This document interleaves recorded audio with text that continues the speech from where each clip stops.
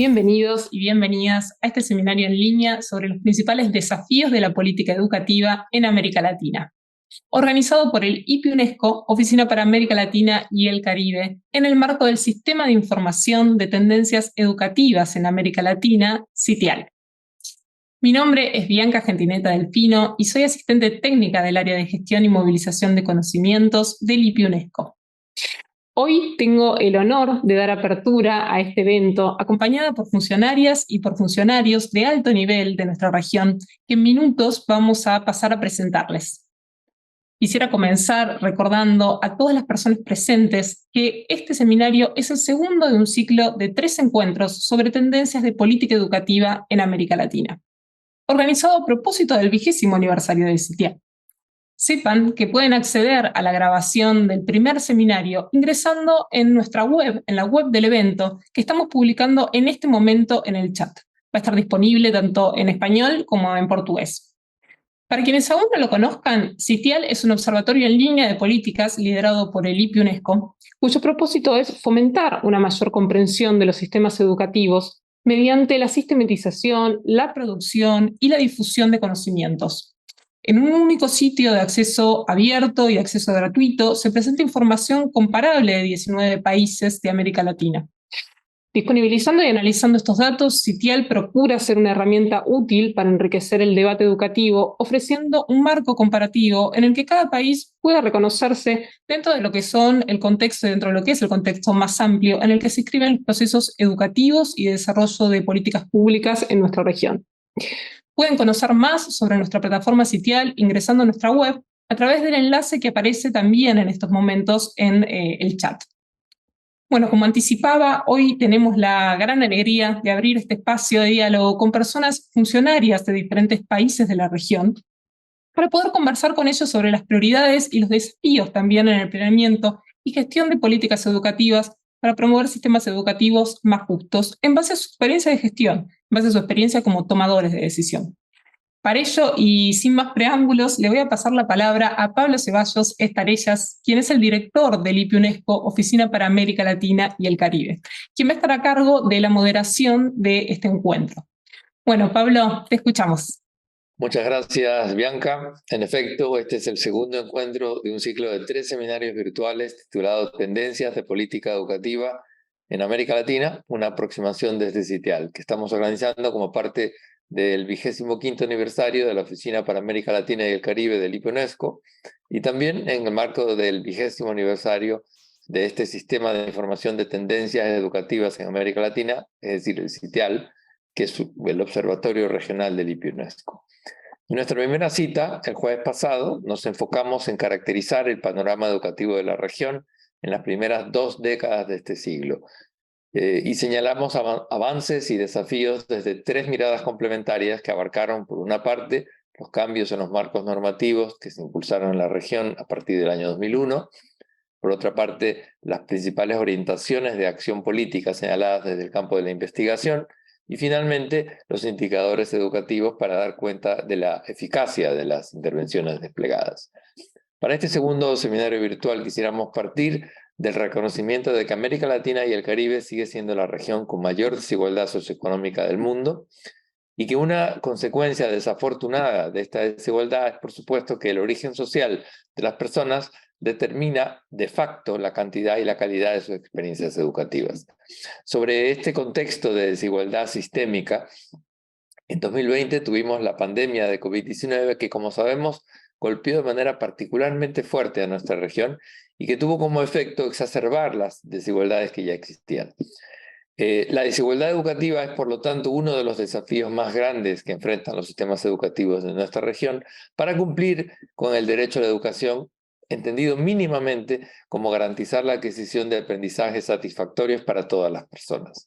Enfrentar este problema de la desigualdad educativa existente implica reconocer que no podemos dar a todos los estudiantes lo mismo, sino a cada estudiante lo que necesita para compensar sus condiciones iniciales. Esta es la clave de la equidad entendida como estrategia para combatir la desigualdad. Garantizar el derecho a una educación auténticamente inclusiva, que no deja a nadie atrás, debería ser un objetivo crucial. Ahora bien, esta inclusión entendida como justicia educativa, tiene a nuestro parecer al menos dos objetivos irrenunciables para la política pública, más allá de la ideología que puedan tener los gobiernos. Por una parte, estamos hablando de una universalización real en el acceso a la educación y por otra, la apropiación de estos conocimientos significativos e irrelevantes por parte de los estudiantes. En este marco, este segundo encuentro tiene el propósito de conocer cómo la región está avanzando en ambas dimensiones de la justicia educativa.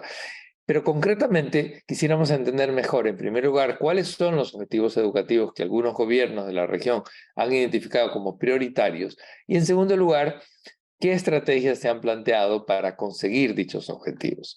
Para conversar sobre este tema hemos invitado a autoridades educativas del nivel central de 3 países de la región, Chile, El Salvador y República Dominicana, a quienes hemos invitado no solo por las altísimas funciones que actualmente ejercen, sino también porque creemos que son personas muy lúcidas que nos ayudarán a entender mejor cuáles son los principales desafíos de la política educativa en la región. Paso a presentarlas. Hoy nos acompañan e intervendrán, en orden alfabético por su apellido, la señora Alejandra Ratia, subsecretaria de Educación del Ministerio de Educación de Chile, el señor José Mauricio Pineda, ministro de Educación de El Salvador, y la señora Ansel Sheker, viceministra de Asuntos Técnicos y Pedagógicos del Ministerio de Educación de la República Dominicana. A todos los invitados quiero agradecerles por haber aceptado participar en este espacio pese a sus agendas que sabemos son muy complicadas. Confiamos que diálogos como este contribuyan a replantearnos y a repensar cómo podemos avanzar hacia el mejoramiento de los sistemas educativos de la región. Vamos a la primera pregunta que me gustaría hacerles, que es la siguiente. Si usted tuviera que destacar un objetivo prioritario para la política educativa de su país, ¿cuál sería esa prioridad y por qué la destacaría? Una pregunta complementaria es si existe actualmente en su país un consenso social en priorizar ese objetivo por encima de otros. Para responder a esta pregunta tienen 10 minutos por persona. Debo pedirles que por favor respetemos los tiempos para que todas las personas puedan expresarse con comodidad. Como anticipé, vamos a empezar por la subsecretaria de Educación de Chile, proseguiremos con el ministro de El Salvador y finalmente la viceministra de República Dominicana. Adelante, subsecretaria. Muchísimas gracias, Pablo. Muchísimas gracias. Bueno, aprovecho de agradecer la invitación a este importante seminario. Creo que es fundamental, creemos desde acá, desde Chile, desde el sur de la región, ¿no? Poder compartir la reflexión respecto a estos desafíos y cómo avanzamos en la mayor justicia de nuestros sistemas educacionales, ¿no? Aprovecho de saludar a todas las y los otros invitados. Un gusto encontrarnos aquí y, bueno, a las personas que nos están viendo, ¿no? A través de la conectividad. Voy a partir un poco, Pablo, si me permite, voy a partir como al revés. Desde la segunda pregunta que hiciste respecto a si existía un consenso en nuestro país respecto a esta prioridad. Y yo te diría que en Chile se ha hecho un trabajo bien destacable en términos de poder llegar a ese consenso. Nosotros, bueno, el presidente Gabriel Boric convocó en enero de este año, del año 2023, lo que llamamos el Consejo para la Reactivación Educativa. Y ahí estoy delineando inmediatamente que para nosotros la política pública prioritaria en este momento es la reactivación educativa. Entonces, contarles que el presidente convocó a este consejo en enero, que fue un consejo que tuvo representantes de los distintos actores del quehacer en materia educacional, pero además tuvo al presidente de la Cámara de Diputados, a la presidenta del Senado, actores de establecimientos de distinta dependencia, público, particular subvencionado, privado, el Colegio de Profesores, representantes de la sociedad civil, representantes de distintos como una mirada transversal en términos políticos, ¿no? Y ese consejo trabajó durante todo el primer semestre y se logró llegar, podemos compartirla de hecho, se logró llegar a un informe con 18 recomendaciones que fueron consensuadas. A mí me tocó acompañar el proceso, parte del proceso. Yo asumí este rol el 11 de marzo de este año, ¿no? Entonces los primeros 2 meses no estuve, pero apenas asumí me tocó acompañar muy fuertemente esto. De hecho, UNESCO, la oficina de UNESCO aquí en Santiago, acompañó mucho este proceso, ¿no? Y compartirles que en ese espacio se logró llegar, yo les decía, me tocó acompañarlo, y pude ver bien desde la conversación y la reflexión cómo se pudo llegar a esos consensos transversales. No fue fácil, hubo espacios, hubo momentos en que algunos querían avanzar más en una línea, otros querían avanzar en otra, pero hubo un trabajo muy generoso que nosotros como ejecutivo desde el gobierno valoramos mucho para poder llegar a esta mirada transversal. Y ahí la mirada transversal es que esta es una causa país, es una causa país. Tuvimos una reflexión bien fuerte respecto como a las implicancias de la pandemia, a propósito de lo que estamos conversando hoy día, en el fondo ver cómo la pandemia afectó y golpeó de un modo más fuerte a los sectores, a los grupos que están en un contexto de mayor fragilidad, de mayor vulnerabilidad, ¿no?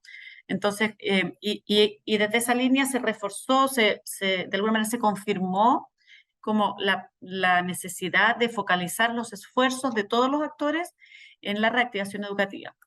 Entonces, lo primero entonces es como responderte esa segunda parte de la pregunta, sí. Y creemos que nosotros, por lo menos desde el Ejecutivo y el presidente Boric ha sido súper claro en que esto es una prioridad para nuestro gobierno. Pero ratificar que esto es una causa país, es una causa que nosotros lideramos de alguna manera, conducimos desde el Ejecutivo del Gobierno, pero una causa en la cual todos los actores tienen un rol, ¿no? Es una causa del país. Y en el fondo, en ese sentido, es muy importante poder entenderla así y poder mirarla también en el largo plazo, porque probablemente el impacto que tuvo la pandemia en distintas líneas del desarrollo de las personas, niños, niñas, jóvenes, personas adultas que estudian también, fue bastante multidimensional, ¿no? Entonces, para poder abordar ese impacto, es importante poder sostener este esfuerzo en el largo plazo. ¿Cómo lo estamos abordando? Y ahora profundizo en los tres como ejes que nosotros definimos dentro de esta política que estamos priorizando, que es la reactivación educativa. Voy a contar cuáles son los tres ejes y después voy a contar un poquito más en profundidad en lo que me alcance. Ya me quedan 6 minutos, estoy muy consciente del tiempo porque sé que en estos foros eso es importante, ¿no? Pero los tres ejes son, el primero es convivencia y salud mental, para abordar todas las implicancias que tuvo en términos de cómo nos relacionamos en los establecimientos educativos, cómo se dan esas relaciones que se vieron bien impactadas. Chile es uno de los países que tuvo más días de clases presenciales suspendidas y por lo tanto el impacto se ha sentido muy, muy fuerte. El segundo es, en el fondo, como aprendizajes, como reactivar los aprendizajes y disminuir las tremendas brechas. En Chile aumentaron fuertemente las brechas, en particular, por ejemplo, en matemáticas, brecha de género aumentó muy fuertemente. Y en tercer lugar, lo que nosotros hemos llamado como revinculación, que en el fondo implica como asistencia y participación de la escuela, que los niños, niñas, jóvenes vuelvan a la escuela, puedan estar matriculados, puedan ser parte del sistema educativo, pero además no tan solo que vuelvan, sino que vengan a la escuela. Entonces, quiero en el fondo ir contando un poquito cómo estamos abordando cada uno de estos en el fondo, ejes, ¿no?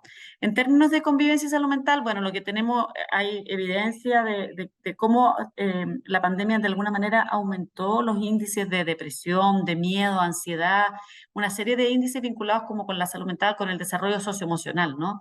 Y ahí también organismos internacionales, bueno, ustedes mismos desde UNESCO, también UNICEF han hecho reportes que son súper como enriquecedores en términos de entender la magnitud del problema, ¿no?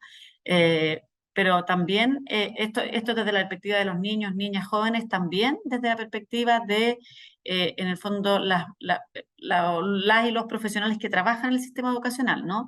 Entonces, por ejemplo, en Chile, les puedo contar, aumentó en 10 puntos porcentuales el ausentismo docente.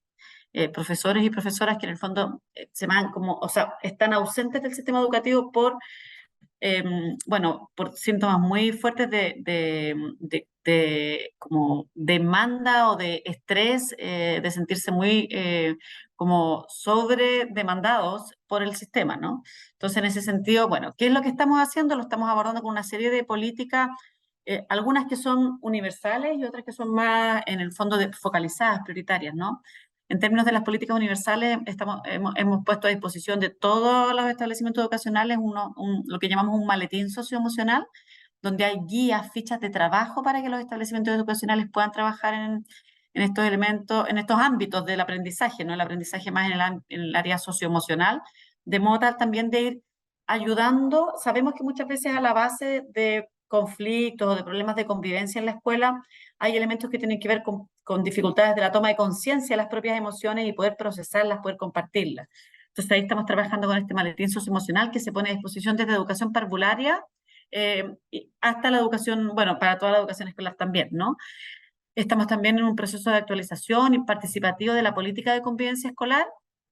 Hemos entregado orientaciones a todo el sistema para cómo fortalecer la salud mental y cómo incorporar los elementos vinculados a la salud mental como parte central del quehacer de las escuelas.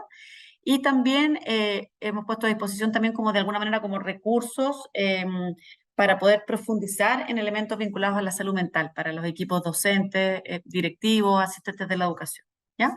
Eso en términos más universales, y en términos focalizados nosotros tenemos, te diría que voy a concentrarme en uno porque el tiempo vuela muy rápido cuando uno, dicen por ahí que el tiempo vuela muy rápido cuando uno se está entreteniendo, ¿no? Y a mí me gusta esto, entonces vuela muy rápido el tiempo, pero voy a concentrarme en la parte. Nosotros tenemos un programa que hemos denominado A Convivir se Aprende, que es un programa que trabaja con una comuna. La comuna es el distrito más como cercano en Chile, en cómo se organiza la educación, ¿no? Estamos en un proceso de transición, pero eso lo podremos conversar en otro seminario, si les parece, Pablo, pero porque es otro tema. Pero en el fondo, a nivel de comuna, nosotros estamos haciendo un apoyo en términos de que el año pasado, el 2022, trabajamos con 60 comunas del país. Chile cuenta, para quienes nos están escuchando en la región, Chile tiene alrededor de 350 comunas, pero como estamos en este proceso de transición, solo 304 tienen la educación todavía. Las otras ya han sido traspasadas, pero de esas 304 estamos trabajando con 60 el año pasado, ahora sumamos 40, entonces ahora tenemos 100 comunas en que estamos trabajando específicamente en este programa A Convivir se Aprende. Elegimos las comunas por las comunas que tienen mayores índices de vulnerabilidad y también más cantidad de denuncias desde la superintendencia. Y esto implica formación, trabajo en red y un apoyo más focalizado a los establecimientos que están con problemas vinculados al área de convivencia, salud mental. Esto es el primer eje, convivencia y salud mental. El segundo eje tiene que ver con fortalecimiento de aprendizajes. Y ahí, bueno, tenemos resultados bien. En Chile tenemos una prueba de evaluación censal que se tomó el año pasado en cuarto básico y segundo medio, año 10 sería más o menos segundo medio. Y vimos baja en todas las áreas, más fuertemente en matemática, en lectura también, pero donde es más significativo fue en segundo medio en lectura, sin perjuicio, lo cual en cuarto básico igual bajó, ¿no? Entonces estamos haciendo ahí un trabajo súper focalizado y muy como de apoyo en desarrollo de esos aprendizajes. En Chile se mantuvo y se va a mantener hasta el 2025 una priorización curricular que permite ir avanzando en los aprendizajes como más centrales, más nucleares para poder avanzar en la trayectoria educativa, ¿no? Entonces estamos haciendo, se mantuvo esa priorización y estamos haciendo un trabajo muy fuerte de acompañar cómo se trabaja con esa priorización a lo largo del país, ¿no? Además hicimos una especie de, en el fondo, un sistema para evaluar el aprendizaje y la lectura. Nosotros tenemos una agencia de calidad de la educación, que es quien hace la evaluación nacional, ¿no? Y pusimos a disposición de todos los establecimientos educativos, en el fondo, un set de pruebas o evaluaciones para ver en qué etapa del desarrollo del lenguaje están los niños, del lenguaje de la lectura en realidad. Del desarrollo de la lectura están los niños y niñas, y en función de eso le damos o le ofrecemos una serie de recursos puestos a disposición para apoyar específicamente la lectura en la etapa en que están los niños y niñas, ¿ya? Y eso ha sido muy bien recibido, ha sido bastante transversal. Y aparte de esto, el uso, digamos. Aparte de eso, tenemos un plan nacional de tutorías, que son, bueno, invitamos a todo el país a sumarse, por eso decía esta causa país, que es la reactivación educativa, ¿no? invitamos a todo el país a sumarse y tenemos más de 20.000, bueno, inscritos y para ser tutores de los niños, niñas que más necesitan apoyo específicamente en el periodo de segundo a cuarto básico para el desarrollo de la lectura. Este Plan Nacional de Tutorías tiene una parte que es para voluntarios a lo largo del país y tiene otra parte que es para estudiantes de pedagogía y carreras afines para que ellos puedan hacer las prácticas. Hicimos convenio con las universidades para que ellos puedan hacer sus prácticas apoyando esto. Termino, me queda solo el tercer eje, que es de revinculación, donde tenemos, bueno, Chile tuvo unos datos bien duros. El año pasado tuvimos cerca de en una matrícula de alrededor de 3,5 millones de estudiantes, tuvimos 1.300.000, que el 38% más o menos, que tuvo inasistencia crónica. Eso quiere decir que va menos del 85%, o sea, o tiene más de 15% de inasistencia. Este año hemos estado trabajando fuertemente en una campaña de asistencia. Queremos que los niños vayan, queremos que lo pasen bien, queremos que vayan todos los días. Hemos bajado la inasistencia crónica en 10 puntos. El año pasado, en el periodo entre marzo y mayo, la asistencia, el promedio fue 85%. Y este año ya hemos subido a 88%, sin perjuicio de lo cual la meta es al menos llegar a 91%, que eran los números pre-pandemia. Pero ojo, que tampoco son números que podamos decir que nos permiten estar súper tranquilos, ¿no? Y además tenemos, con esto termino esta pregunta, además tenemos un grupo de 1.300, nosotros le llamamos revinculadores, son agentes territoriales que están en cada comuna yendo a buscar a los niños y niñas que están más fuera del sistema, de modo tal de traerlos, de alguna manera como de reconquistarlos para volver al sistema educativo y poder retomar sus trayectorias educativas. Eso a grandes rasgos, pueden verlo en nuestra página web, es Plan de Reactivación Educativa del Ministerio de Educación de Chile, y además ahí está también, les puedo compartir, si te parece, Pablo, el informe de este Consejo Asesor que llegó a estos acuerdos transversales. Bueno, muchas gracias, subsecretaria, por contarnos de las prioridades de política educativa del Gobierno de Chile y en particular sobre este plan de reactivación educativa.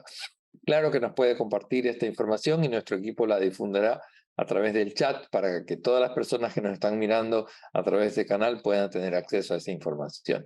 Gracias nuevamente. Vamos a darle la palabra ahora al ministro de Educación de El Salvador. Adelante, por favor, ministro Pineda. Muchísimas gracias, Pablo. Es realmente un honor estar acá participando con ustedes en este foro con una temática pero tan importante, ¿no? Mira, yo creo que modificar integral y profundamente el sistema educativo salvadoreño a fin de garantizar mayores niveles de logros en el desarrollo y el aprendizaje de nuestros estudiantes y además destacando que cada niña y cada niño alcance el nivel de competente en cada ciclo de estudios. En ese contexto, y para que esto se cumpla, digamos, como ministerio, como país de El Salvador, hemos asumido el compromiso y este para mí es la prioridad de nuestro gobierno. El compromiso asumido es de repensar el paradigma actual con el que estamos educando a nuestros niños y a nuestras niñas, adolescentes y jóvenes, a fin de asumir uno renovado, un nuevo paradigma que además resignifique el aprendizaje y reconfigure al ciudadano que nuestro país necesita para los tiempos que se avecinan.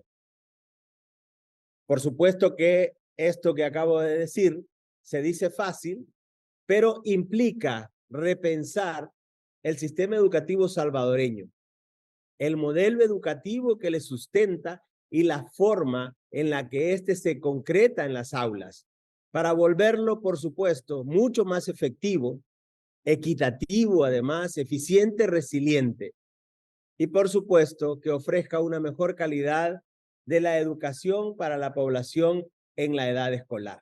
Uno de los problemas más grandes que tenemos en el sistema educativo, no solamente en El Salvador, sino me atrevería yo a decir que quizá en el istmo latinoamericano, es precisamente cómo la teoría se vuelve práctica, cómo los autores, ¿verdad?, los convertimos en actores. Ahí está la magia, ahí está el reto para cada uno de nosotros, cómo y podemos incorporar todo aquello que ha sido analizado detrás de un escritorio y volverlo de alguna manera viable en el aula, ¿no?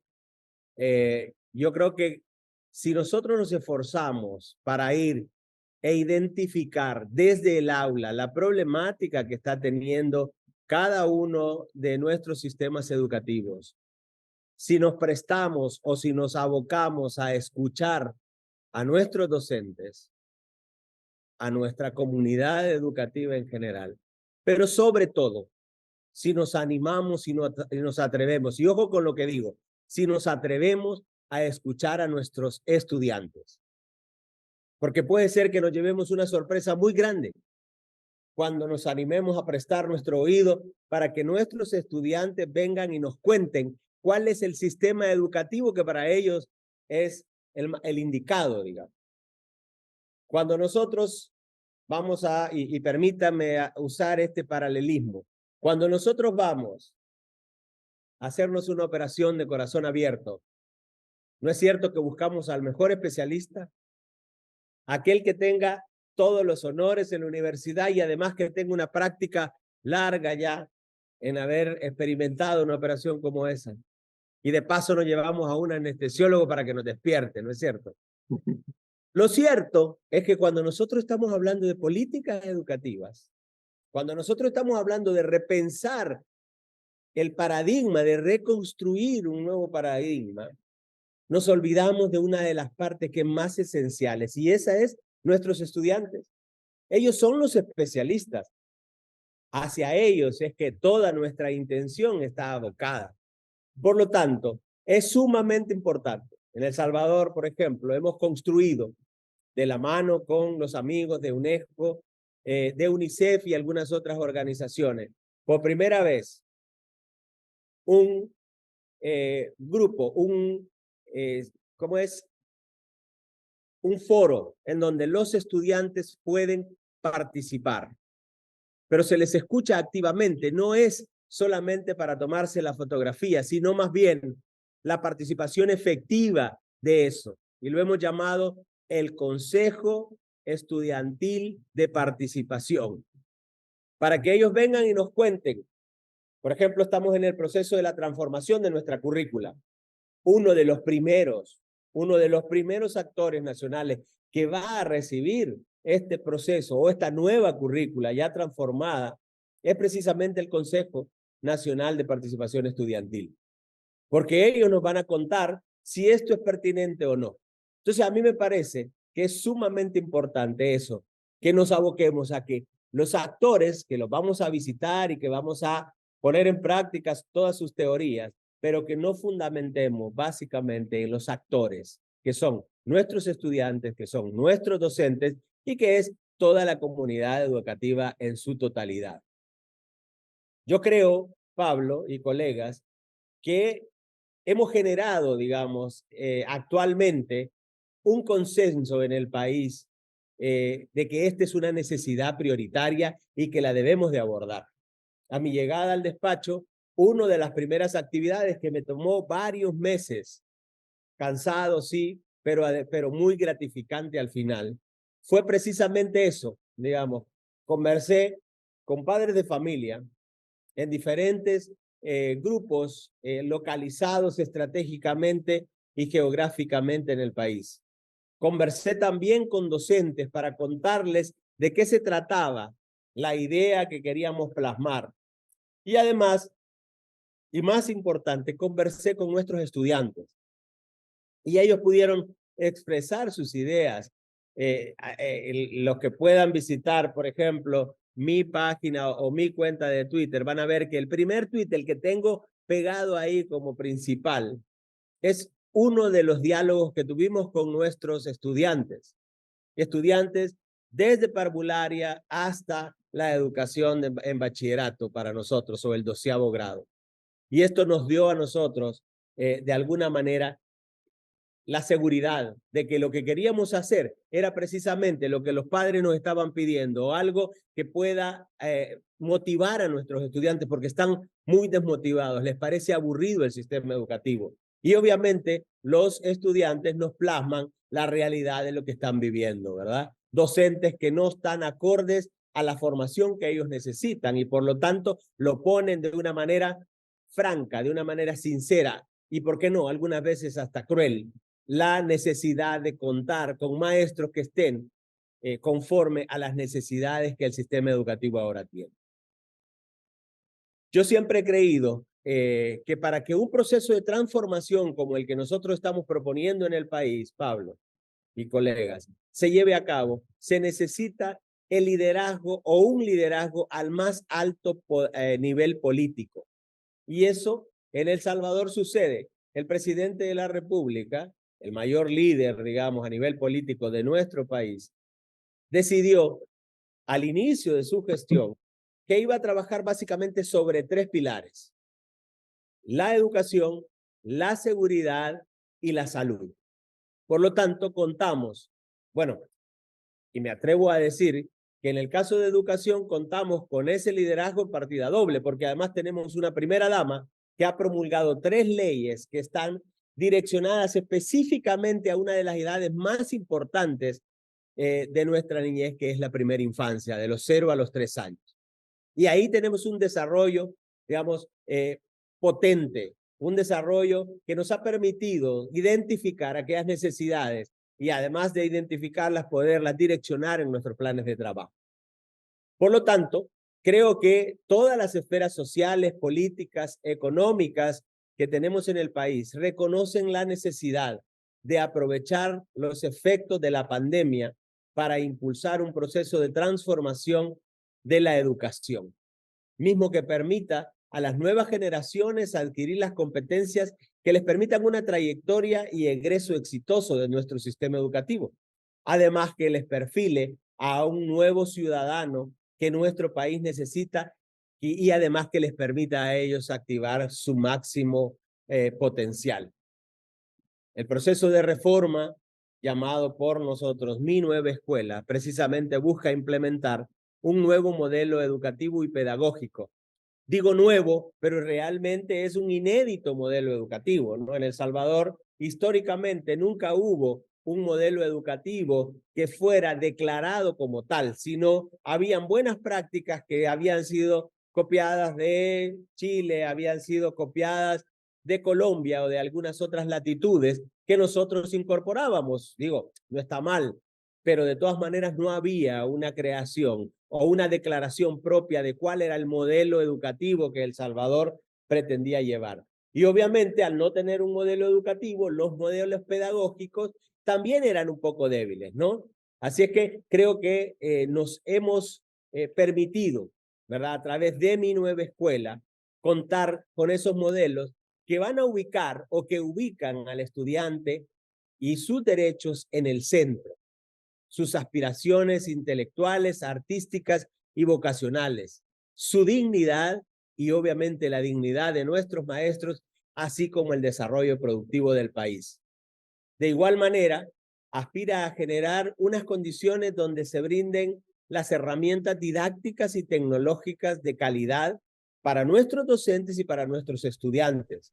Solía suceder que nuestros contenidos, digamos, o nuestra currícula estaba tan cargada de programas que venían a rellenar en lugar de ser programas que fueran los que necesitan nuestros estudiantes, sino más bien era meter por meter los contenidos. Y teníamos objetivos inalcanzables, no solamente en cuanto a lo numérico, sino en algunas veces en la calidad también, porque no eran pensados para nuestra realidad. De esa manera, no podíamos contar, digamos, con un plan de trabajo adecuado, ¿no? Por eso, nosotros aspiramos a través de este nuevo modelo a generar esas condiciones donde se brinden estas herramientas didácticas y tecnológicas, ¿no?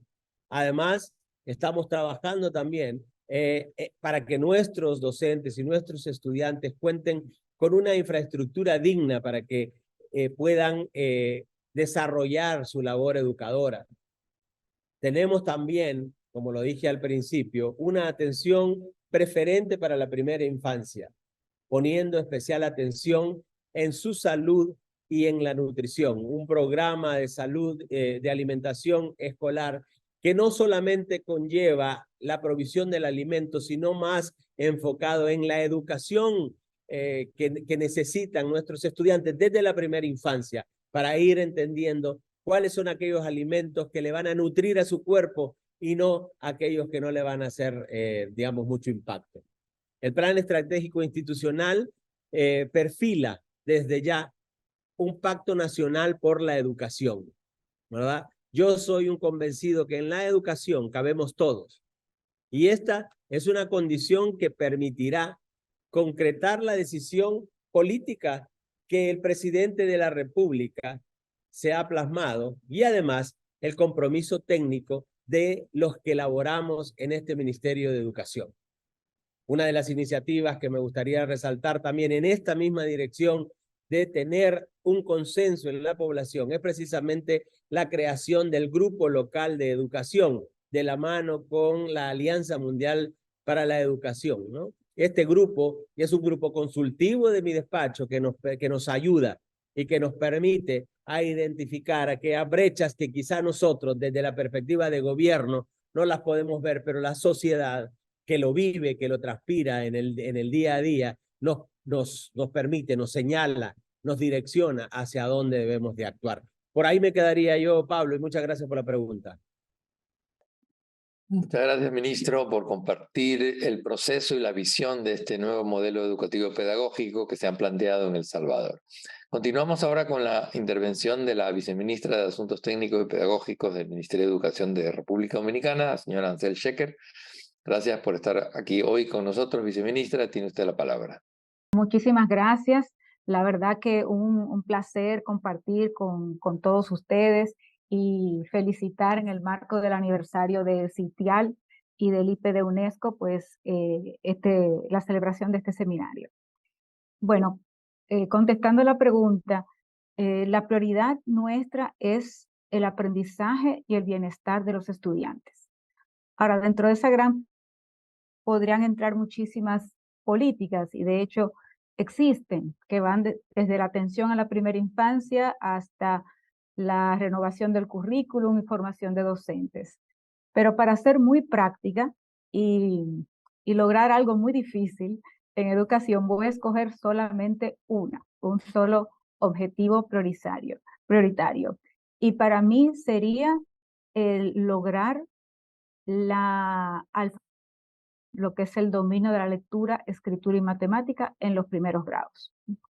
Y por eso hemos establecido la Política Nacional de Alfabetización Inicial en la etapa oportuna, que tiene ese objetivo, garantizar que antes de los 8 años, en los primeros grados, los estudiantes puedan lograr este derecho, ¿no?, de adquirir estos aprendizajes que son fundamentales y necesarios para aprendizaje a lo largo de la vida. Consideramos que esto es algo fundamental para lograr la calidad, la equidad, la inclusión. Nos permite ir también disminuyendo las brechas, porque sabemos que a medida que pasa el tiempo y se avanza en el sistema, estas brechas se acrecientan. Y esto nos permite tomar una medida o una intervención oportuna, asegurando estos aprendizajes de los cuales tenemos un gran desafío, pero que también fue un desafío que se incrementó justamente por la pandemia. Para que tengamos una idea, República Dominicana tiene un desafío muy grande de mejorar la calidad de su sistema educativo y, por ejemplo, en los resultados del estudio ERCE de UNESCO, pudimos ver que en cuanto a los niveles de desempeño, el nivel mínimo, el 73% antes ERCE 2019, se ubicaba en ese nivel mínimo en lectura de tercer grado. Y el 80% de nuestros estudiantes en matemática de tercer grado. Ya eso nos da una alerta de que tenemos que actuar de manera urgente. Nuestra propia evaluación nacional, el dato que tenemos del 2017, de acuerdo a nuestro currículum, establecía que solo el 12% de los estudiantes había alcanzado el nivel satisfactorio, o sea, tenía una lectura adecuada a ese grado. de acuerdo a nuestro currículum, solo el 12% y en matemáticas solo el 27%. Entonces, con esos datos, definitivamente nos impulsa a mover todos nuestros esfuerzos y tomando en cuenta experiencias y programas y proyectos existentes, se reformuló esta gran política nacional de alfabetización. Con esta meta de mejorar los aprendizajes, el porcentaje que tenemos en satisfactorio aumente y también al mismo tiempo disminuir porcentajes de repitencia y de deserción, que es clave en estos primeros grados, porque si logramos esa alfabetización, pues definitivamente todos los aprendizajes y la calidad educativa va a ser posible al avanzar en los demás niveles.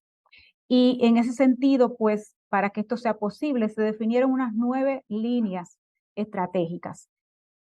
Con la formación docente es clave de los docentes de estos grados, el acompañamiento en el aula, el apoyo a esa labor educativa por parte de personal técnico también capacitado, el acceso a recursos de aprendizaje de los estudiantes, tanto recursos y en los docentes, guías para docentes, libros de texto, fascículos específicos para estudiantes, bibliotecas del aula, recursos tecnológicos, la alfabetización. Además, vimos la necesidad del fortalecimiento de la gestión institucional, del involucramiento de la familia en ese proceso, la evaluación sistemática para poder retroalimentar y ver cómo van los estudiantes y cómo podemos ir monitoreando y dando seguimiento al proceso. Y también una acción importante que es el apoyo a estudiantes que están en rezago, porque definitivamente los estudiantes tienen diferentes ritmos y puntos de partidas y tenemos que destinar apoyo adicional a tiempo para lograr que no se quede ninguno atrás.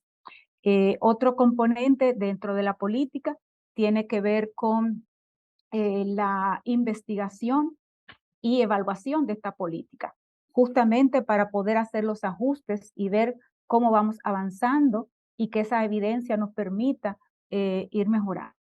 Estas acciones o estas líneas son unas 9 líneas que conforman esta política.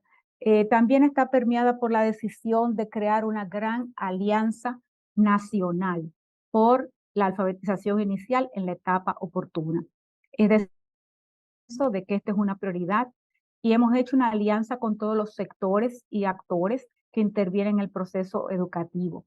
Pero más allá, estamos lanzando una campaña a toda la sociedad, de manera que nos unamos, porque este es un derecho que requiere del compromiso de todos, ¿no? Y la idea es que esta campaña mueva a toda la sociedad a promover la lectura, a diseñar, se puedan diseñar diferentes estrategias y cada sector y cada organización, institución, desde su rol, poder aportar y tributar hacia el logro de la alfabetización en la etapa oportuna, como le hemos.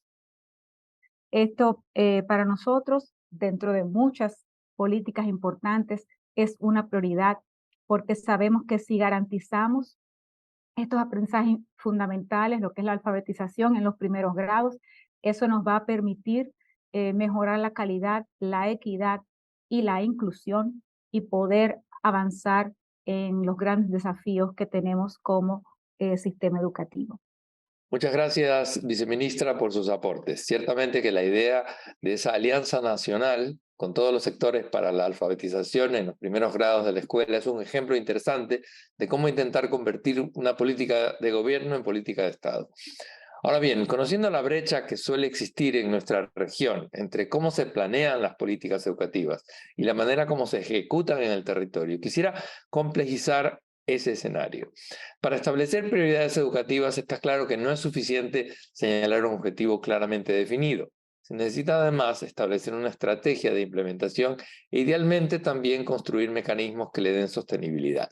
En ese sentido, la segunda pregunta que quisiera hacerles es, en relación con la prioridad señalada, ¿cómo sería la estrategia que en su opinión se debería aplicar para conseguir que las políticas implementadas sean efectivas en el territorio? Nuevamente tienen 10 minutos por persona para responder y como en la ronda anterior empezamos con la subsecretaria de Educación de Chile, Alejandra Arratia. Subsecretaria, por favor. Muchísimas gracias, Pablo, no sé si estoy, sí, estoy bien, pensé que me había muteado. Muchísimas gracias. Bueno, es clave la pregunta. Para empezar, quisiera valorar que reflexionemos desde esta perspectiva, porque creo que un desafío que tenemos desde la política pública, en educación fundamentalmente, diría, bueno, en todos los ámbitos en realidad, pero en educación creo que es especialmente crítico, es cómo abordar los desafíos que tenemos desde la perspectiva educacional, en este caso el plan de reactivación educativa, o la reactivación después de la pandemia, desde una perspectiva que sea sostenible en el tiempo, porque estas son políticas de largo plazo, ¿no? Entonces creo que es clave que podamos efectivamente sostenerla, y en el fondo como que no sean esfuerzos que terminan cada vez que hay un cambio de gobierno, ¿no? En ese sentido, creo que, bueno, desde la perspectiva de lo que nosotros vemos desde el Ministerio de Educación, creemos que un elemento muy importante es que estas políticas sean, de alguna manera, se anclen en un consenso social importante, transversal. Es por eso que, bueno, les comentaba en la pregunta anterior, ¿no? Es por eso que el presidente Boric en Chile convocó este consejo asesor, y el consejo, quizás comentarles, fue bien interesante porque el consejo no tan solo emitió este informe, sino que pidió que pudiéramos tener, luego de la entrega del informe, como ciertas reuniones como cada cierto tiempo, para que nosotros pudiéramos ir contando como ministerio cómo nos hemos hecho cargo de las recomendaciones y cómo las estamos implementando, ¿ya? Entonces, en ese sentido, creo que este es un elemento bien importante para desarrollar políticas que efectivamente puedan cumplir su propósito, ¿no? Y que es que estén ancladas de alguna manera en este consenso, en este acuerdo social transversal, y que además tengan este espacio como de ir, como de alguna manera, como rindiendo cuenta de cómo ha ido la implementación de estas políticas, ¿no? ¿Qué estamos haciendo desde el Ejecutivo para poner en práctica estas recomendaciones, estos acuerdos? ¿Ya? Ese es un primer elemento, pensando en el largo plazo. El segundo elemento, yo creo que es muy importante, tiene que ver con, en el fondo, como con que, además de estar anclado en un amplio acuerdo que se plasma, por ejemplo, en este consejo, tengan espacios de participación donde las y los actores de las comunidades educativas y del sistema educacional puedan de alguna manera, poner su voz en el proceso, pero también puedan como comprometerse con el proceso, puedan sentir que esto es un proceso que es compartido, ¿no? Y en ese sentido, nosotros, bueno, estamos haciendo distintas como estrategias en esa línea, distintas acciones dentro de este lineamiento estratégico, que es que las comunidades educativas puedan ser parte. Una de ellas, por ejemplo, es lo que les comentaba en la pregunta anterior, hace un ratito, respecto al Plan Nacional de Tutorías. El Plan Nacional de Tutoría es un plan que nosotros tenemos ahora más de 22.000 personas inscritas. Entonces, de alguna manera se ha generado como una especie como de movimiento o de compromiso societal con este proyecto, con este desafío de la reactivación educativa. Y creemos que eso es algo muy, muy importante. Otro elemento que estamos haciendo en esta misma línea y que tiene que ver con la reflexión más respecto a los aprendizajes, es que nosotros como país, bueno, les decía en la pregunta anterior también que en el marco de la verdad, en el marco de la pandemia, tuvimos el proceso de priorización curricular, que es que tuvimos que reducir un poco el currículum para ver cómo se podía abordar. Más que reducirlo, hubo que priorizar aquellos elementos que eran como más fundantes, nucleares para la trayectoria educativa. Eso se hizo durante la pandemia y la reflexión el año pasado fue, bueno, ahora que estamos retornando, ¿cómo se le da continuidad? ¿Volvemos al mismo currículum que teníamos antes? ¿O seguimos con esta priorización? ¿Y cómo tenemos una reflexión también más de futuro respecto a los aprendizajes del currículum? Yo siempre cuento un poco en broma, un poco en serio, pero es una anécdota, quiero ponerlo en ese marco, ¿no? Pero a mí me ha pasado muchas veces que las y los niños, más bien las y los jóvenes, ¿no? En escuelas nos dicen, oiga, pero yo ya sobreviví a una pandemia, ¿para qué quiero estudiar? ¿Ya? ¿Para qué quiero estudiar ahora si ya sobreviví a una pandemia? Y eso nos lleva muy fuertemente a un tema que hemos visto en otros debates con ustedes, o sea, en otros encuentros con ustedes, que es la reflexión respecto al currículum. ¿no? Respecto a los sentidos de la educación. Y nosotros tomando esto, y porque además tenemos un currículum que ya ha cumplido 10 años, y tenemos que hacer el proceso de actualización curricular, estamos haciendo en este semestre, y también con el apoyo de UNESCO, un congreso pedagógico y curricular en todas las escuelas del país. Invitamos a todas las escuelas del país a reflexionar sobre qué queremos aprender, cómo queremos aprender, cuándo y dónde queremos aprender. ¿Ya? Entonces, estamos invitando a todas las comunidades educativas. ¿Por qué digo esto? Porque creo que el hacer y de hecho hemos dicho que la educación es el tema, ¿no? El hacer de esta conversación una conversación más amplia en la sociedad, creemos que es muy importante para darle de alguna manera sostenibilidad a las políticas educativas, ¿no? Y algo entonces que nosotros estamos haciendo muy fuertemente. Bueno, vamos a tener durante agosto este proceso de reflexión que va a tener por un lado trabajo en todas las escuelas del país, pero por otro lado también espacios de trabajo en mesas técnicas con actores especializados, etcétera. Por otro lado también trabajo con las fundaciones de la sociedad civil y otro espacio más abierto a toda la ciudadanía. ¿Ya? Porque creemos que en la medida que también se anclen en estos procesos, eso también le da más sostenibilidad. Y finalmente, otro elemento con el que también quisiera incorporar, digamos, es el tema de cómo esto, cómo este proceso de reactivación educativa en particular sostiene, promueve, fortalece los espacios de desarrollo de capacidades. Y ahí creemos que es muy importante que cuidar que la forma en que se implementa eh, logre un adecuado balance entre lo que son definiciones más de macropolítica, que son por un tema de equidad y de justicia educacional, es importante que sean para todo el país, pero como eso también permite incorporar las visiones de las distintas comunidades y considera la contextualización en los distintos espacios educativos. Y no se concibe como algo que es como una estrategia que tiene que ser solamente como desplegada en cada territorio o en cada establecimiento educacional, sino que genera, promueve espacios de diálogo, de conversación en las mismas comunidades educativas. Nosotros, por ejemplo, estamos haciendo muy fuertemente procesos de desarrollo, o sea, de generar espacios para fortalecimiento de capacidades respecto a la priorización curricular y respecto a cómo monitorear el aprendizaje, cómo evaluar el aprendizaje a lo largo del país, en las distintas regiones. Y creemos que eso es algo muy importante, de modo tal de poder, en el fondo, fortalecer la implementación de las definiciones de política educativa. Si no tenemos ese desarrollo de capacidades, es algo que es generar mejoras en las condiciones en que trabajan los distintos profesionales, y los distintos profesionales de la educación, pero también desarrollo de capacidades, ¿no? De modo tal de que el cómo se despliega la política educativa pueda estar en articulación con los desafíos de los distintos territorios. Eso entonces, por un lado, como el anclarlo en un gran consenso como transversal, el que tenga procesos de participación y desarrollo, la mirada de largo plazo y el desarrollo de capacidades, creo que son elementos fundamentales para la implementación de esta política, ¿no?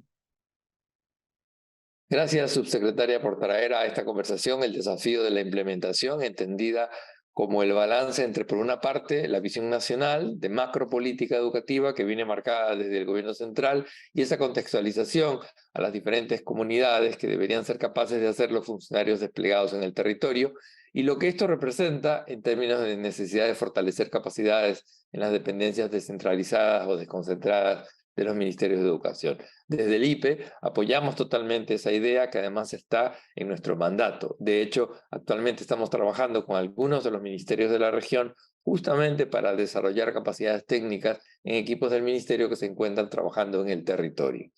Ahora vamos a continuar con la ronda de intervenciones. Ministro Pineda, tiene usted la palabra. Gracias, Pablo, nuevamente. Yo lo dije en la pregunta anterior, ¿no? Pero creo que es oportuno recalcarlo nuevamente. Y esto es para que un proceso de transformación, ¿verdad? Sea efectivo y sea llevado de la teoría hacia la práctica, yo creo que hay varios factores que son catalizadores de esta actividad. Y uno de ellos es precisamente el tener desde el gobierno central la claridad en que educación es prioridad para el gobierno. Pero no una declaración retórica como algunos países y el mío propio, del cual puedo hablar con mucha seguridad y mucha transparencia, porque lo conozco perfectamente, sino un pasar de decir que es importante a accionar, a mostrar, digamos. Un ejemplo de ello es el incremento del presupuesto del Ministerio de Educación tras o en medio de una pandemia y después de la crisis de los contenedores y además con la guerra entre Rusia y Ucrania, pasar de un 3.7, de un 3.4 con respecto al Producto Interno Bruto a un 5.1. Eso es una muestra clara de que hay una decisión firme del gobierno central de invertir en educación y de que todo el Estado, y esa es una característica también que es importante destacar, trabaje articuladamente para que estos tres ejes que definió el presidente desde el inicio de su gestión puedan llevarse a cabo, ¿no? Porque no es un trabajo sencillo, no es un trabajo barato, ¿verdad? Cuando uno quiere implementar cambios en el aula. Pero lo que pasa es que si seguimos haciendo lo mismo, si seguimos actuando de la misma manera con nuestros sistemas educativos tradicionalistas, vamos a seguir teniendo los mismos resultados. Otra de las características que creo yo que es importante para nosotros en El Salvador es precisamente el tema de la extensión territorial. Nosotros somos un país que tiene 20.000 kilómetros cuadrados, ¿no? Y al ser un país tan pequeño, nos permite poder reconvertir el territorio nacional en territorio educativo, con políticas y con prácticas en el aula adecuadas, entendiendo por esto último como un espacio geográfico trascendente y resignificado, donde van a interactuar las personas en torno a los procesos educativos, estableciendo además relaciones de aprendizaje que producen conocimientos y saberes vitales para el desarrollo integral y sustentable de todos. Otra cosa que a mí me parece soberanamente importante es activar a los directivos o directores de los centros educativos, a sus docentes, pero más importante aún, involucrar a la familia. La familia tiene que ser parte del proceso educativo. En nuestro proceso de transformación hay un componente importante de elevar el conocimiento de nuestras familias, de las familias de nuestros estudiantes en las comunidades más pobres, porque solamente de esa manera, entendiendo ellos que la educación es importante, le darán la importancia para que sus hijos se puedan educar. Además hay que involucrar a los demás actores que tienen que ver o que conviven alrededor de los centros educativos, precisamente para garantizar que estos centros educativos se conviertan en la garantía de que todos los esfuerzos, que la reforma que nosotros estamos llevando, Mi Nueva Escuela, requiere y puedan ser propicios de manera que permita alcanzar estos grandes objetivos que nos hemos propuesto. Solo con directivos, docentes, padres de familia y comunidades educativas en general que estén formados y además que sean competentes y debidamente capacitados, se puede prever una mayor concreción de esta reforma. Uno de los ejes, lo mencioné anteriormente, es precisamente la formación docente. Y en este eje, que también permita aumentar el logro en el desarrollo y el aprendizaje de nuestros estudiantes. Va a decir McKinsey que nuestra educación llega hasta donde llegan nuestros docentes. Por eso es que es importante no solamente darles capacitaciones por dárselas, sino establecer una política de formación de nuestros docentes, formación en servicio, a la vez que intervenir de manera activa los planes de estudio que tienen las universidades privadas que están formando inicialmente a nuestros docentes. Y de esa manera vamos a tener docentes enfocados en las problemáticas que como Ministerio de Educación nos hemos planteado que queremos abordar en nuestro sistema educativo. Todo aquello que está esbozado en nuestro plan estratégico y además en nuestro modelo educativo deben de ser también parte de los planes educativos que impartan las universidades. Nuestro punto de partida es entender cómo se produce la realidad nacional en el territorio educativo. Lo mencionaba yo anteriormente. Nosotros podemos diseñar políticas educativas detrás del escritorio que nos parezcan fabulosas, pero cuando llegamos al territorio realmente son imposibles de implementar porque fueron pensadas quizá para otras latitudes. Por lo tanto, ahí es donde nosotros estamos en este momento enfocados, en entender cómo funciona el territorio. Y de este punto de vista demográfico, geográfico, económico, social, ¿por qué no antropológico, histórico, ambiental, agropecuario, político, religioso, migratorio para el caso de El Salvador y entre otros muchos, lo que nos va a facilitar responder como sistema educativo a ese contexto? No desde afuera, sino desde adentro, como parte de esa realidad. Pero eso solamente va a suceder si vamos al territorio, si estamos en contacto con nuestros docentes y si tomamos en cuenta sus realidades, la realidad de nuestros estudiantes. Hay estudiantes que llegan a nuestro sistema educativo sin un tiempo de comida y la única comida formal que tienen es precisamente en la escuela. Por lo tanto, también hay que incorporar en esta reforma el tema de la alimentación escolar. Sin la anterior lectura, creo yo, todo lo que podamos planear desde el escritorio o desde el Ministerio de Educación se reduce a aproximaciones a un entorno local que no tendrá impactos significativos. El éxito está precisamente en entenderlo y luego que lo hayamos entendido, diseñar estrategias.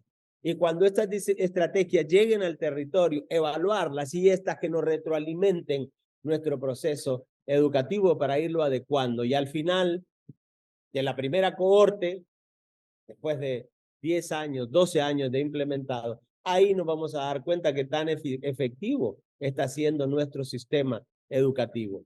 Obviamente con procesos de medición, no de impacto, porque va a ser muy corto el tiempo, pero con procesos que nos permitan evaluar aquellos procesos que nosotros estamos implementando y si esos procesos se están cumpliendo como nosotros lo habíamos planeado.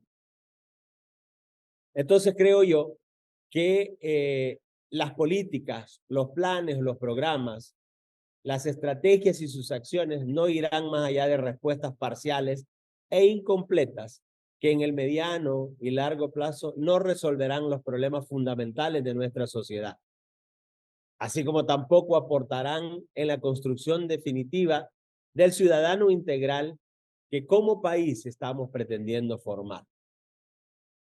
Definitivamente que hay algunos aspectos técnicos, políticos, culturales también, que deben de analizarse y que deben de tomarse en cuenta para que esta implementación sea efectiva. Y a la fecha, nosotros tenemos una organización territorial que está constantemente en evaluación.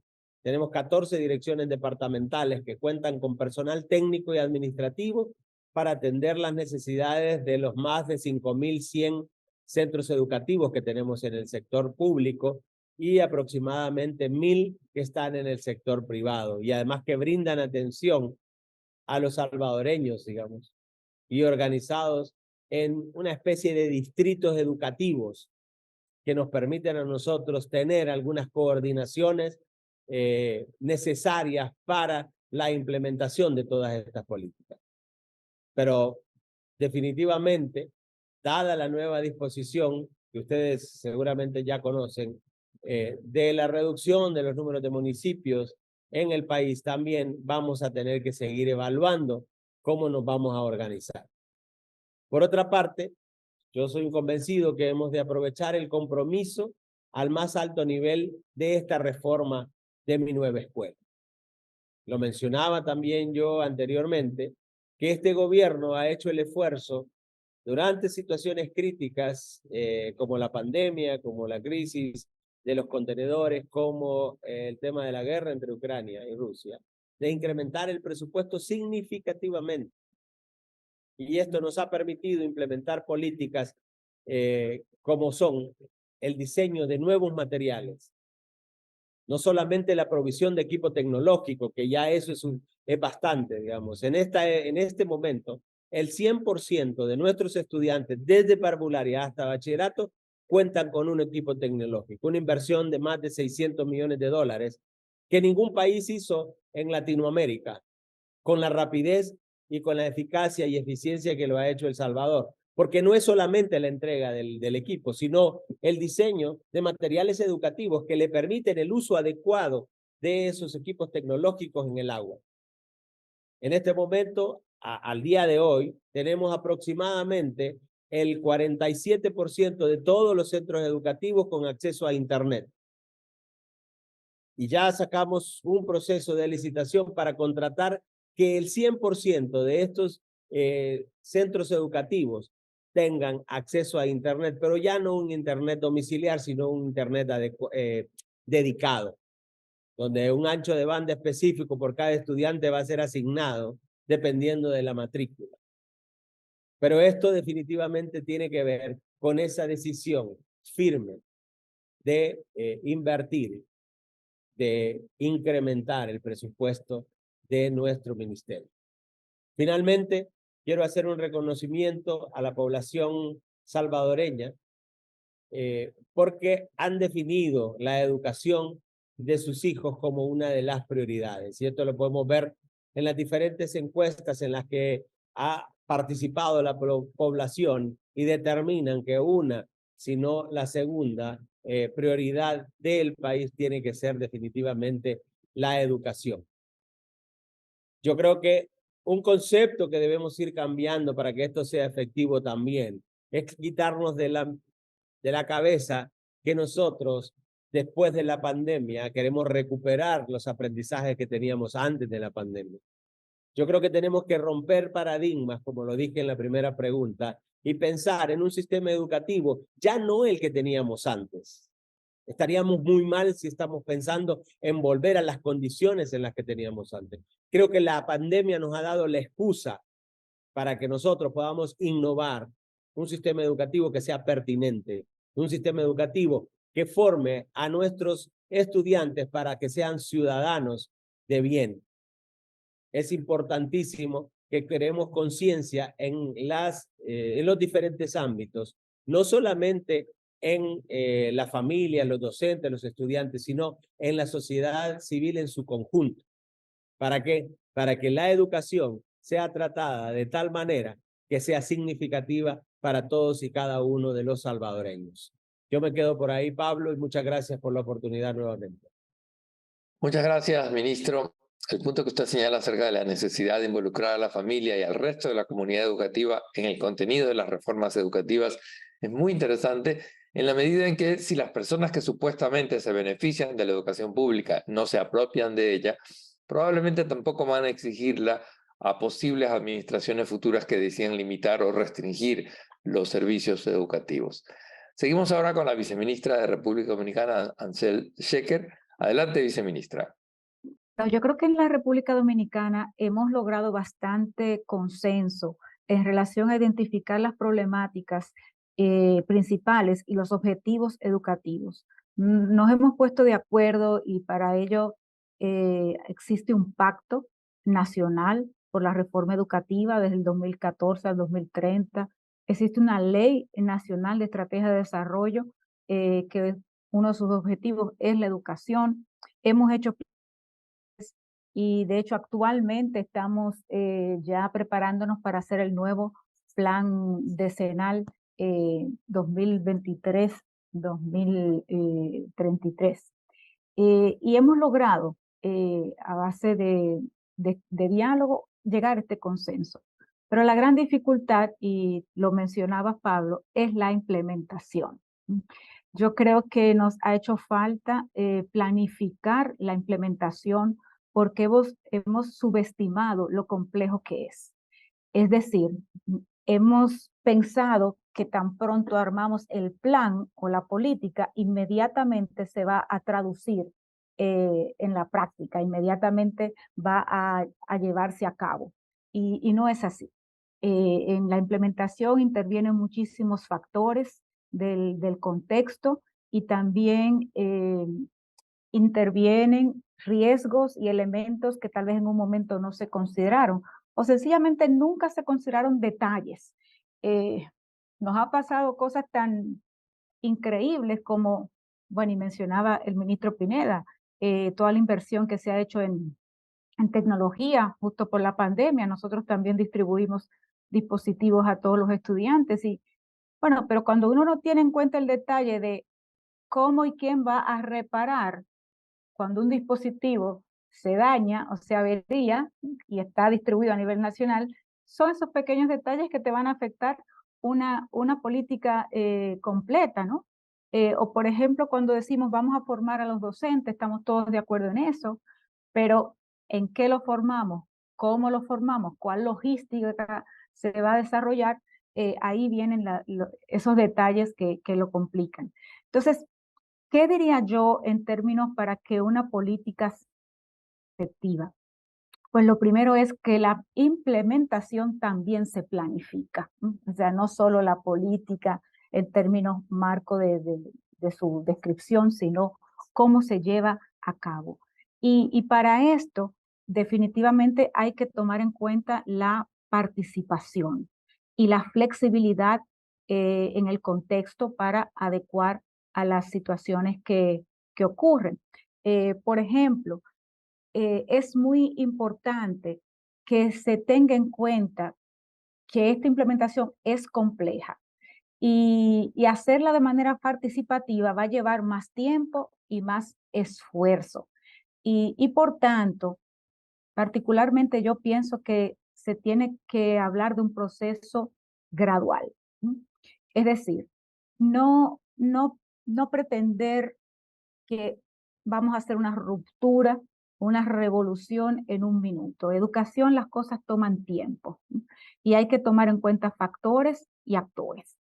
De todas maneras, sí creo que lo principal es que se entienda que la educación es primero y tiene que estar por encima de cualquier interés, ya sea un interés político, económico, gremial o de cualquier índole.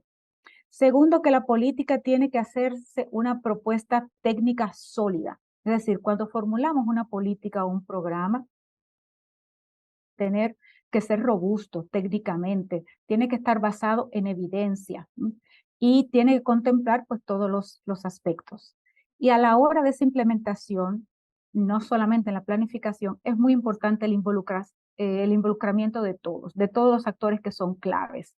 En este sentido, la comunidad educativa, dependiendo de la política, pero los docentes son claves, las organizaciones, las familias, la comunidad, ese equipo, y el ministro lo mencionaba, equipo de distrito educativo, ese equipo supervisor, técnico, hay que empezar a instalar capacidades en los territorios para esa implementación.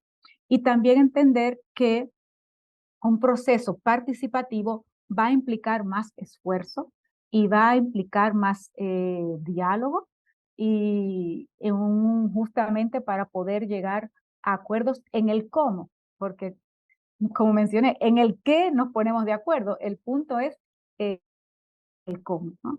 Y esto no podemos subestimar ni pensar que es un proceso simple. También diría que esto, para que una política sea efectiva, además de requerir planificación de implementación, participación de los actores, tiene que tener los esfuerzos y los recursos sostenidos en el tiempo, porque no es un año ni dos. Entonces, muchas veces nosotros rápidamente hacemos un cambio de política, diría yo, tal vez antes de tiempo. Y ahí voy tal vez con mi última recomendación, que para mí es fundamental, que es el uso de la evaluación, de los resultados de evaluación para ir ajustando las políticas. Y no la evaluación al final, la evaluación tiene que estar acompañada desde el inicio, desde el inicio hasta de la misma formulación, para que nosotros podamos partir de esa evidencia y ser más efectivos. Creo que es importante y a ningún político le gusta hacer pilotos, es decir, pilotear primero en un estudio, hacer un estudio pequeño, empezar con unos pocos, ver cómo va, evaluar y luego ir expandiendo, tomando las medidas del lugar. Entonces creo que la implementación debe estar muy guiada de mano de la evaluación y de la investigación para que podamos hacer los ajustes y ser flexibles y poder tomar en cuenta todo lo que va surgiendo en el territorio. Y en ese sentido, el seguimiento es fundamental. Yo creo que muchas cosas se han caído en la gestión por falta de un seguimiento que sea sistemático. Y ahí la importancia de establecer hojas de ruta claras, ¿no? O sea, como una hoja de ruta, con unos indicadores claros, con unos hitos claros de las principales acciones y cómo le vamos a dar seguimiento de manera sistemática, hasta semanal, si es necesario, para poder lograrlo. Creo que ahí es donde muchas veces nos cuesta, o sea, fallamos. Creo que es uno de los grandes retos que no solo tiene República Dominicana, sino la región en general, porque de manera y lamentablemente nos ha caracterizado justamente en un grupo focal de un estudio en que estaba hace unos años, vimos con qué facilidad el grupo identificaba problemáticas, pero cuán difícil le era plantear la solución y específicamente lo que había que hacer para que se solucionara esa problemática, porque siempre lo que vienen es más problemas o más quejas o más excusas. Entonces, yo creo que ahí tenemos un gran desafío por delante en las políticas educativas, de cómo diseñar verdaderos sistemas de seguimiento, de monitoreo, que permitan tomar medidas información basadas en evidencia y que permitan también hacer adaptaciones rápidas, flexibles a esa política, poder reconocer, mira, no era por ahí, es por otro lado, o darnos cuenta cuando no consideramos algún aspecto que en su momento, que ahora se volvió un aspecto vital.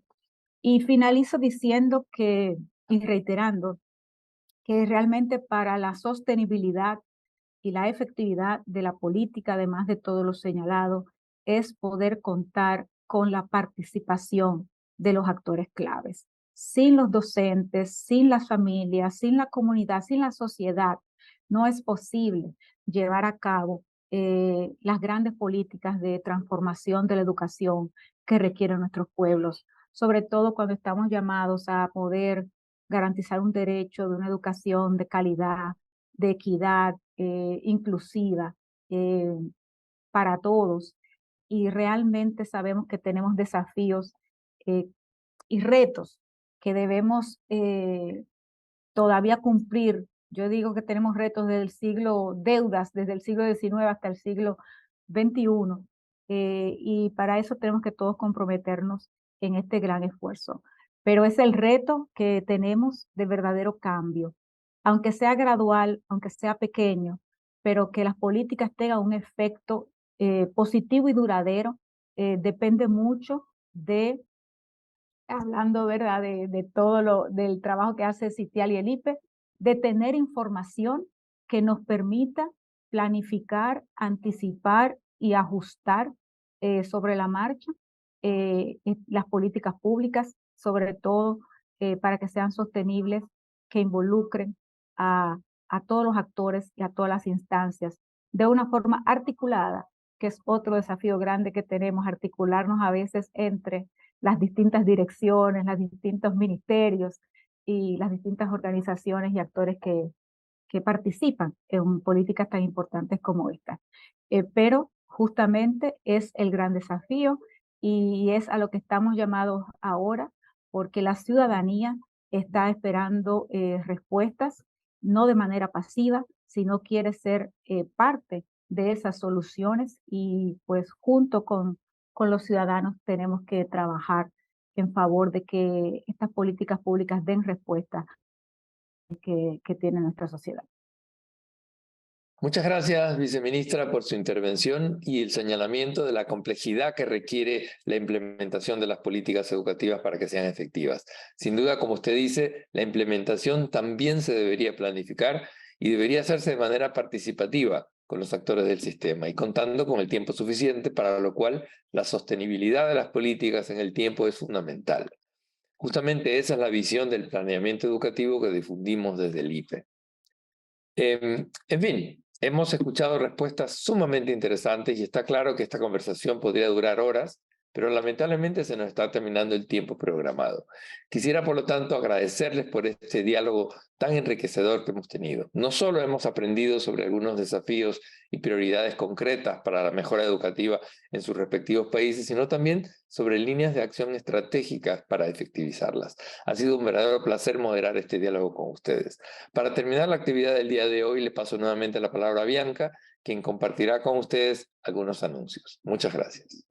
Muchísimas gracias, Pablo. Me sumo también al agradecimiento para con los y las panelistas y participantes de este encuentro, así como de todas las personas que hacen Citial y que han trabajado para posibilitar este diálogo regional tan enriquecedor. A nuestra audiencia queremos contarles que si quieren profundizar en el conocimiento de la política educativa de los países cuyas autoridades hoy nos han acompañado, o también del resto de los países de la región, pueden ingresar a sitial.iep.unesco.org y consultar nuestros perfiles de país en educación. Allí caracterizamos la estructura de los sistemas educativos nacionales y sus principales orientaciones de políticas. Sepan también que si son funcionarios o funcionarias o egresados o egresadas de las propuestas de formación del IPE, pueden ser parte de la red de especialistas en política educativa de América Latina del IPE UNESCO. La red es un espacio que reúne a profesionales involucrados tanto en el diseño como en la implementación y el análisis de políticas educativas en la región. Su propósito es promover la colaboración, promover el diálogo y el intercambio de conocimientos para avanzar en la construcción de sistemas educativos que sean más justos, que sean más equitativos. La red está reuniendo actualmente a más de 2.000 miembros de los 19 países de la región y 5 países lusoparlantes. Para ser parte de la red, pueden postular en el enlace que en estos momentos va a estar siendo publicado en el chat o escribirnos a red@iep.unesco.org. Bueno, además queremos contarles que en el sitio de este evento estarán disponibles todas las grabaciones del ciclo, así como también una breve encuesta sobre este seminario y su certificado de participación. El enlace también está siendo publicado en el chat en estos momentos. Bueno, por último, ya estamos llegando al final del encuentro. Quiero contarles que el próximo jueves 24 de agosto a las 14 horas de la ciudad de Buenos Aires nos vamos a estar esperando para poder seguir conversando sobre el futuro de los sistemas educativos en América Latina y especialmente sobre cómo impactan los cambios culturales, los cambios sociales y económicos en la agenda de políticas educativas, con foco en 3 ejes: las tecnologías digitales, el género y la relación entre educación y trabajo. Va a ser el tercer y el último encuentro de este ciclo, no se lo pierdan, también junto con funcionarios de la región. Así que esperamos verlos próximamente en la semana que se viene. Muchas gracias a todos y a todas por acompañarnos, ha sido un inmenso placer.